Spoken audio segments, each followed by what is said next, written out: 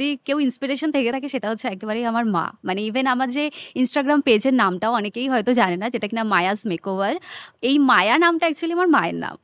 তো সেখান থেকেই হচ্ছে আমার পেজের স্টার্টিংটা হয়েছে আমার মায়ের নাম দিয়েই।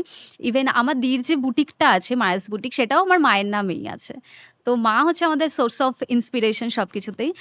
আর হ্যাঁ, আর মা তার থেকেও বড় কথা, মা হচ্ছে যখন এরকম একটা পরিস্থিতির মুখোমুখি হতে হয় যে ছোট দুটো বাচ্চা, একজন 6 বছর, একজন 3 বছর, মানে সরি 4 বছর 7 বছর এরকম একটা এজ ছিল আমাদের দুই বোনের। তো সেই সময় মা অতটা, মানে কি বলবো, মানে বাইরে যাওয়া, মেশা, কাজ করা যেরকম হয়, মানে তখনকার সময় একেবারে হাউসওয়াইফ, লিটারেলি যাকে হাউসওয়াইফ বলে।